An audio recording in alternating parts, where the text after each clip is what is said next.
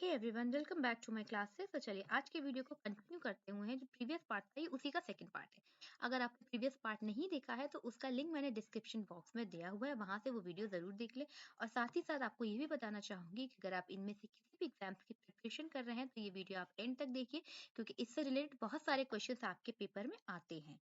और हाँ, एक चीज और, इनको पढ़ा तो मैं एक साथ रही हूँ लेकिन इसका प्रैक्टिस सेक्शन एक अलग अलग होगा। चलिए शुरू करते हैं। सबसे पहले आता है रिफ्लेक्सिव प्रोनाउन। ठीक है स्टूडेंट, रिफ्लेक्सिव प्रोनाउन मैं आपको बताऊं इससे पहले आपको ये जानना जरूरी है कि ये ट्रांसिटिव वर्ब्स क्या होती है। स्टूडेंट, ट्रांसिटिव वर्ब वो वर्ब्स होती हैं जो अपने एक्शन के लिए मींस अपने मीनिंग को कंप्लीट करने के लिए अपने ऑब्जेक्ट पे डिपेंड होते हैं। दैट मींस कि अगर इनके बाद कोई भी नाउन या प्रोनाउन नहीं है तो हमें पता नहीं चलता है, सेंटेंस का सेंस इनकम्प्लीट होता है। देखिए कौन कौन सी ये वर्ब्स हैं। Hurt, cheat, prostrate, introduce, present, absent, satisfy, lay, address, avail, pride, plume, enjoy, resign, apply, revenge, exert, busy, amuse, acquit और अटैक्ट। वैसे तो बहुत सारी ट्रांसिटिव वर्ब्स है लेकिन ये मैंने कुछ स्पेशल वर्ब्स दे रखे हैं जो आपके एग्जाम्स में आती है। तो अगर इन वर्ब्स के बाद कोई भी नाउन या प्रोनाउन नहीं दिया है तो वो सेंटेंस रॉन्ग होगा।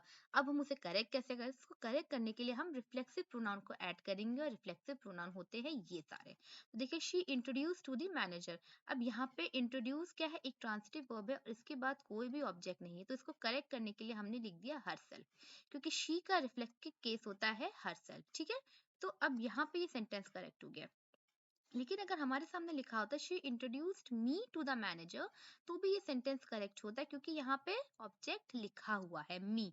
यहाँ पे हर साल हम उस कंडीशन में ऐड करेंगे जब उसके बाद कुछ भी नहीं दिया, कोई भी नाउन या प्रोनाउन नहीं दिया। लेकिन अगर कोई भी नाउन प्रोनाउन दिया है तो फिर वहां पे वो करेक्ट हो जाएगा। देखिए अब नेक्स्ट देखते हैं। अच्छा, ये वो सारी वर्ब्स है जिनके बाद ऑब्जेक्ट हो सकता है, मींस कि कोई नाउन हो सकता है लेकिन कोई भी रिफ्लेक्सिव प्रोनाउन नहीं हो सकता, वो रॉन्ग होगा। ये कौन कौन सी वर्ब्स है देखिए यहाँ पे स्क्रीन पे लिखी हुई है, इन्हें आप लर्न कर लीजिए। देखिए लर्न करने से तो इतने अच्छे से नहीं आएगा, हाँ इसलिए प्रैक्टिस करिए, और प्रैक्टिस आपको मैं करवाने ही वाली हूँ। तो चलिए नेक्स्ट देखते हैं इसकी एक्सरसाइज। देखिए, she introduce to the Mrs Sharma introduce to the bank manager. अब देखिए इंट्रोड्यूस क्या है? एक ट्रांसिटिव वर्ब है और इसके बाद कुछ भी ऑब्जेक्ट नहीं है। सो अब इसको करेक्ट करने के लिए हम यहाँ कर देंगे Mrs Sharma introduce herself to the bank manager. अच्छा, यहाँ पे थोड़ा सा स्पेस नहीं है, यहाँ इंट्रोड्यूस होगा। ठीक है, नेक्स्ट देखिए, she cut her finger while chopping the vegetable. अच्छा अच्छा, मैंने आपको बताया था हर्ट वो वाली वर्ब होती है जिसके बाद कोई भी रिफ्लेक्सिव केस का प्रोनाउन नहीं होना चाहिए। लेकिन यहाँ पे रिफ्लेक्सिव केस का प्रोनाउन नहीं है, यहाँ पे कोई और ऑब्जेक्ट है। सो ये जो सेंटेंस है ये करेक्ट है कि वो जो वर्ब्स थी उसके बाद रिफ्लेक्सिव केस का प्रोनाउन नहीं होना चाहिए, लेकिन ये सारे हो सकते हैं। आई could not enjoy in the party because of his arrival. देखिए यहाँ पे एंजॉय लिखा हुआ है, ठीक है, और एंजॉय के बाद क्या है? कुछ भी नहीं दिया, तो इसको करेक्ट कैसे करेंगे? आई का रिफ्लेक्सिव केस होता है my, myself. So the right answer will be I could not enjoy myself in the party because of his arrival. Next देखते हैं, keep yourself away from corrected people. अपने आप को दूर, corrupted लोगों से दूर रखो। तो कीप के साथ योरसेल्फ नहीं आएगा क्योंकि ये एक रिफ्लेक्सिव वर्ब है। So right answer will be keep away from corrected people. Next देखिए, I will qualify myself for the competition. Qualify के बाद कोई भी रिफ्लेक्सिव केस का प्रोनाउन नहीं आता है, राइट आंसर होगा आई will qualify for the competition. Mrs Sharma kept her child away from the function. अब देखिए केप्ट है और केप्ट के बाद एक ऑब्जेक्ट है, लेकिन ये ऑब्जेक्ट बिल्कुल करेक्ट है क्योंकि ये रिफ्लेक्सिव केस नहीं है। The right answer will be no error. जरूरी नहीं है कि आप हर चीज में एरर दिए, कई बार क्वेश्चंस में ऐसे भी सेंटेंस होते हैं जिसमें कोई भी एरर नहीं होता। अब देखिए नेक्स्ट सेंटेंस के माई सेल्फ है सुरेश सिंह। देखिए हमने बहुत बार जनरली जब इंट्रोडक्शन लोगों का सुना है तो उसे माई सेल्फ सुना है, माई सेल्फ है सुरेश सिंह, माई सेल्फ है ये, माई सेल्फ है। तो माई सेल्फ जो होता है कभी भी सब्जेक्ट का, सेंटेंस का सब्जेक्ट नहीं होता, तो यहाँ पे ये रॉन्ग है। तो right answer will be I am Suresh Singh. कोई भी सेंटेंस कभी भी किसी भी रिफ्लेक्सिव केस के प्रोनाउन से शुरू नहीं हो सकता। अब इम्फेटिक प्रोनाउन देखिए, इम्फेटिक प्रोनाउन और रिफ्लेक्सिव प्रोनाउन में कोई खास डिफरेंस नहीं है, क्योंकि दोनों में ही S E L F self लगता है। हाँ, इनमें डिफरेंस ये आ जाता है कि जो रिफ्लेक्सिव प्रोनाउन है वो वर्ब के बाद यूज होता है और इम्फेटिक प्रोनाउन है वो जो सब्जेक्ट के बाद यूज होता है। वर्ब के बाद यूज होने से वो वर्ब की बढ़ाता है, लेकिन अगर सब्जेक्ट के बाद यूज हो रहा है तो सब्जेक्ट को एम्फेसाइज करता है। जैसे कि अगर मैं कहूँ I myself will finish this work, कि मैं खुद से अपना काम पूरा करूंगी ना, मैं किसी को अपने आप पे जोर दे रही हूँ कि नहीं भाई तुम मेरा वर्क नहीं करो, मैं खुद अपना काम कर लूंगी। So I myself will finish the work. He done the work by himself भी लिखा जा सकता है, ठीक है। मीन्स के रिफ्लेक्ट जो इम्फेटिक प्रोनाउन उसको बाय करके भी लिख सकते हैं और सब्जेक्ट के डायरेक्ट बाद भी लिख सकते हैं, बट इसके अलावा और भी किसी भी चीज के साथ आप इम्फेटिक प्रोनाउन नहीं लिखते हैं। इसमें कुछ ऐसा खास नहीं था, मैंने इस चीज प्रैक्टिस भी नहीं रखी। अब नेक्स्ट आता है इनडेफिनेट प्रोनाउन। इनडेफिनेट प्रोनाउन देखिए, बड़ी वाले और वन वाले सारे इनडेफिनेट होते हैं, थिंग वाले भी इनडेफिनेट होते हैं। देखिए जो बड़ी और वन वाले हैं, इसमें जो प्रोनाउन यूज होता है इसका मैस्कुलिन जेंडर का यूज होता है, और जो इसमें वर्ब है वो भी सिंगुलर यूज होती है, और इसका क्वेश्चन टैग हमेशा आर नॉट दे लगता है। देखिए no one knows when he will die, किसी को भी नहीं पता कि वो कब मरेगा। अब देखिए नो वन क्या है और नोज देखिए सिंगुलर केस का वर्ब है, और he will die masculine gender का, ये आपको यहाँ पे ध्यान रखना है। आई अच्छा ये थर्ड वाला देखिए, I know every one of the girls in her skill. अब मैंने तो यहाँ आपको मैस्कुलिन जेंडर बताया था, यहाँ पे फेमिनाइन है। वो इसलिए क्योंकि यहाँ पे जेंडर को एकदम डिफाइन कर दिया है, गर्ल्स लिख दिया गया है ना, तो फिर यहाँ पे आप हिज नहीं लिख सकते। आई know every one of the girls in her skill. somebody has stolen my watch, are not they। अब somebody है has है, ठीक है, करेक्ट है, और are not they देखिए ये सिंगुलर ये प्लूरल, यहाँ पे आपको ध्यान रहे क्वेश्चन टैग प्लूरल रहेगा। अब बडी और वन वाले तो बता दिए। अब ये जो थिंग वाले होते हैं स्टूडेंट्स, इसमें जो है इट यूज होता है, और ये हमेशा ही नॉन लिविंग के लिए यूज होते हैं। तो देखिए everything has its own value, nothing is left in the lunch box. अच्छा अब वन जो है वन के साथ वंस होता है, ये आपको हमेशा ध्यान है, वन के साथ हिज वाला आ जाएगा, लेकिन ऐसा होता नहीं है, ये रॉन्ग होता है, ग्रामेटिकली ये रॉन्ग है। मैंने आपको अभी फर्स्ट पार्ट में बताया था ना कि स्पेस वाले और बिना स्पेस वाले में डिफरेंस बताऊंगी। देखिए जितने भी स्पेस वाले हैं ना, ये सिलेक्शन को बताते हैं, ठीक है, ये सिलेक्शन इनमें से कोई एक या इनमें से कोई भी नहीं। लेकिन जो ये बिना स्पेस वाले हैं ना, ये सभी की बात करते हैं। और जो स्पेस वाले के साथ आप ऑफ लिखते हैं और बिना स्पेस वाले के साथ ऑफ नहीं लिखते, इसके साथ इज करके आप कुछ भी या फिर कोई भी दूसरा नाम लिख सकते हैं, ठीक है। नेक्स्ट देखिए, everyone has filled the form is not they, कि सबने फॉर्म भर दिया, क्या उसने नहीं भरा। अब देखिए इज है, इज तो रॉन्ग है क्योंकि इसके साथ तो are not they question tag होता है। Everybody has filled the form are not they.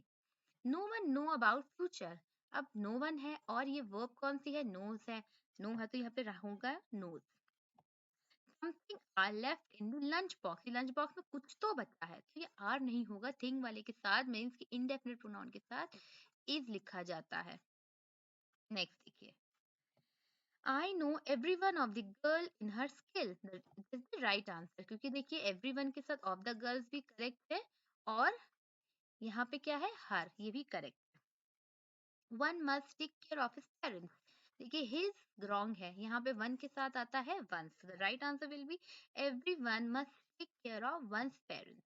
These fruits are not ripe, ये कुछ राइप नहीं है, मुझे कुछ राइप फ्रूट्स दीजिए प्लीज, सेंड मी सब राइप। वंस आएगा क्योंकि ये प्लूरल की बात हो रही है, तो प्लूरल हो जाएगा once, ठीक है। नेक्स्ट देखते हैं रिलेटिव प्रोनाउन। रिलेटिव प्रोनाउन मैंने फर्स्ट पार्ट में बताया था, यहीं को उसको और अच्छे से यहाँ पे समझाऊंगी।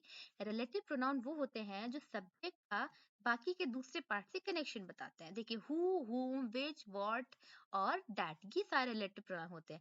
कंफ्यूजन क्रिएट होता है स्टूडेंट्स को हु और whom में, तो चलिए पहले हु और whom को समझते हैं। जो हु है वो सब्जेक्टिव केस के लिए यूज होता है और whom ऑब्जेक्टिव केस के लिए। इसको ज्यादा एग्जाम्पल से अच्छे से समझते हैं।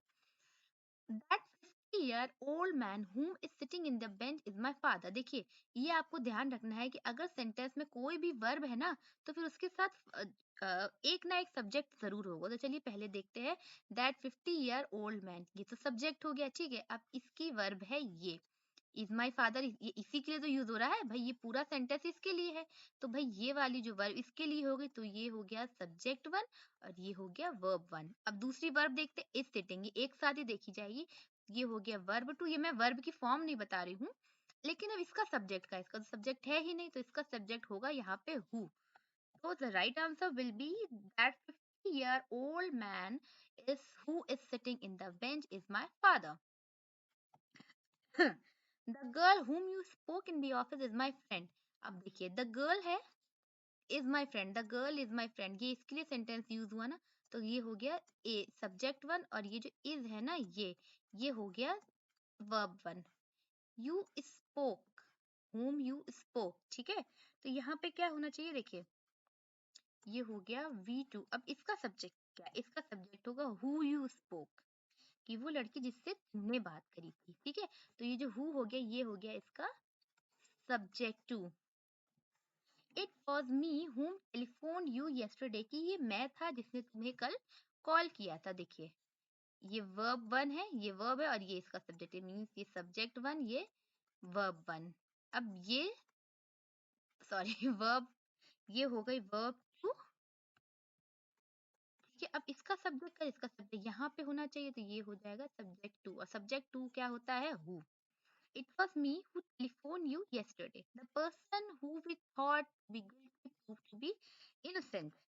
अब देखिए यहाँ पे whom रहेगा, देखिए द पर्सन है, ये सब्जेक्ट वन है, और यहाँ पे टू बी गिल्टी ये हो गया इसका वर्ब वन। ठीक है, थॉट ये क्या है, ये वर्ब टू है, और ये क्या है, सब्जेक्ट टू। कंप्लीट। तो फिर यहाँ पे हु की नीड ही क्या है, यहाँ पे तो फिर whom आ जाएगा। The person whom we thought to be guilty proved to be innocent। This is the boy who I met in the garden yesterday। देखिए ये is है, ये वर्ब वन है, और ये दिस है, ये हो गया सब्जेक्ट वन। ये कंप्लीट। ये क्या है, वर्ब टू है, और ये क्या है, सब्जेक्ट टू। अब जब सब्जेक्ट वन वी वन ये सब कंप्लीट हो गए, ये सारे कंप्लीट हो गए, तो फिर यहाँ पे हु की क्या नीड, क्योंकि अगर ये सब्जेक्ट है तो फिर इसकी वर्ब कहाँ है। तो right answer will B this is the boy whom I met in the garden yesterday। used for non living things and animal, which देखिए किस लिए यूज होता है, नॉन लिविंग थिंग और एनिमल के लिए। ठीक है, आई सॉ अ काउ, काउ क्या है, एक एनिमल है, तो इसके लिए विच लिखा। I found a pen which was red in colour, ये पेन है, तो यहाँ पे इसके लिए विच लिखा। Tells position of human beings, इसका पोजीशन बताता है, कौन बताता है, हुज। द डॉग हुज, की वो डॉग जिसके बाल, जिसके हेयर ब्लैक हैं, ये पोजीशन बताता है। Child whose dress is muddy, वो बच्चा जिसके जो ड्रेस थोड़ी सी मिट्टी वाली हो गई है। ठीक है, तो ये पोजीशन बताता है। और अच्छा दैट जो है, एक चीज मैं आपको बता दूं, ये जो दैट है ना, ये सबकी जगह आ सकता है, लेकिन दैट की जगह कोई नहीं आ सकता, क्योंकि दैट तो सबकी कंडीशन को पूरा कर देता है, लेकिन कोई दैट की कंडीशन को पूरा नहीं कर सकता, क्योंकि दैट की ये कुछ स्पेशल कंडीशंस होती है। किसके किसके साथ use, same, little, the few. Superlative degree के साथ, इंडेफिनिट प्रोनाउन के साथ, ठीक है, ऑल के साथ, इंट्रोगेटिव के साथ जो हु और व्हाट से शुरू हो, और आफ्टर टू एंटीसीडेंट के बाद जिसमें हु और विच की नीड हो। इसको एग्जांपल से समझते हैं। देखिए this is the same boy, देखिए सेम लिखा है तो इसके साथ दैट आइए। गांधी जी देखिए ग्रेटेस्ट मैन, ये सुपरलेटिव है, तो इसके साथ यहाँ पे दैट लिखा। ओनली लिखा है तो ओनली के साथ दैट आ गया। ऑल लिखा है, ऑल के साथ यहाँ दैट आ गया। समबडी के साथ that. Who is the boy that did it, ये हु है ना। अब बॉय के लिए तो हम लोग हु लिख सकते, लेकिन हु तो यहाँ ऑलरेडी आ गया, क्वेश्चन का यूज काम करो तो फिर हु नहीं, यहाँ पे दैट आ गया। The lady and the cat, lady ये एक लिविंग थिंग है, तो लेडी के लिए हम लोग लिखेंगे हु।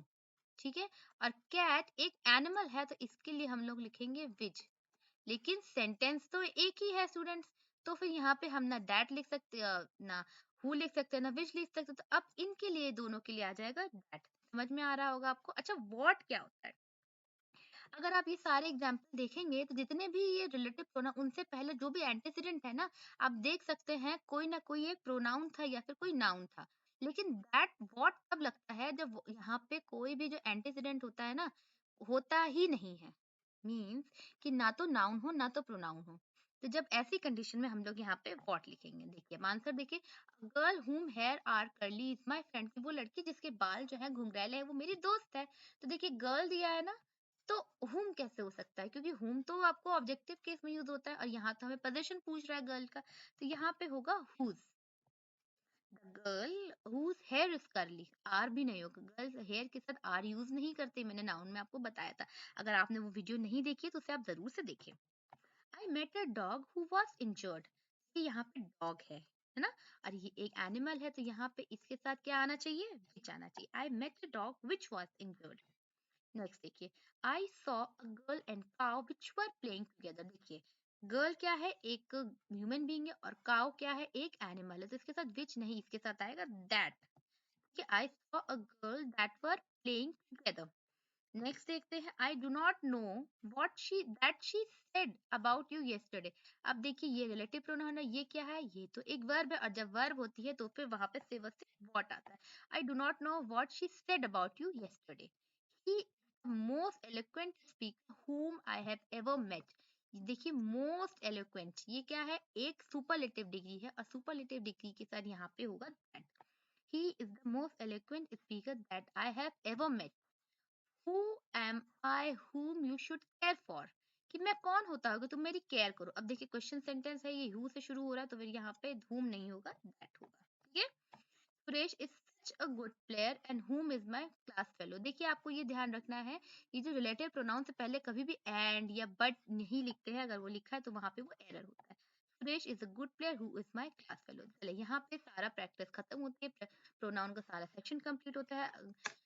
देखिए मैं आपको फिर से बता देती हूँ, जो प्रैक्टिस क्वेश्चंस है वो सारे सेपरेटली कवर किए जाएंगे। सो अगर आपने प्रोनाउन का फर्स्ट पार्ट नहीं देखा है तो उसे जरूर से देखें, और हाँ, इस वीडियो को भी लाइक शेयर और सब्सक्राइब जरूर से करें। Thank you for watching everyone.